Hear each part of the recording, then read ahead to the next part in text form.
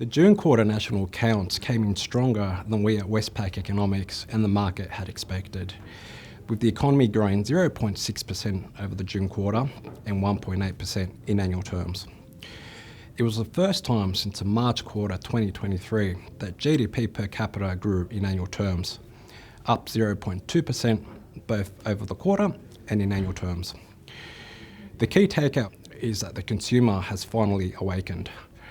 Consumer spending grew 0.9% over the June quarter, and it was the first time in 2 years that spending per person actually grew in annual terms. After experiencing one of the largest declines on records coming out of COVID, household incomes have started to recover as the triple squeeze from bracket creep, elevated inflation and higher interest rates has started to ease over the past 18 months or so. And while incomes have been firming, the consumer had remained cautious, saving most of their windfalls until the June quarter, where spending lifted significantly. This is consistent with the increase in consumer sentiment, which is trending back to neutral levels after being stuck in negative territory for the past 42 months or so. To be sure, some of the strength we saw over the June quarter is likely to have come on the back of one-offs, such as end of financial year discounting, and as an unusually high number of people took time off between Easter and Anzac Day to go on holidays, boosting discretionary spending.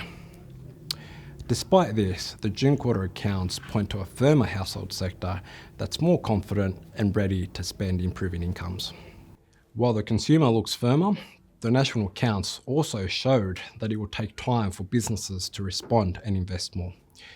New business investment declined in the quarter, and CapEx intentions suggest this will continue at least over the next financial year. Meanwhile, we have now clearly passed the peak in terms of the contribution public spending will make to economic growth. Public investment has actually fallen 7% over the last 3 quarters. This is having a negative impact on downstream industries such as professional service providers and the rental, real estate and hiring industry.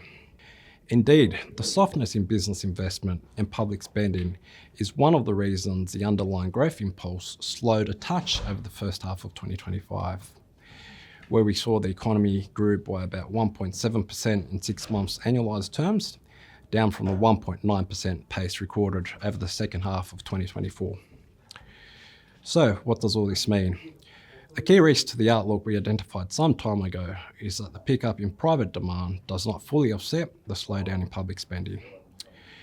The accounts showed that even though public spending has pulled back significantly, this has been more than offset by increased household spending, at least for the June quarter. While the risk of a shaky hand ever remains, particularly if the boost to consumer spending from the one-offs unwind in future quarters, the accounts suggest that this is less likely as consumers are becoming more confident and ready to spend improving incomes.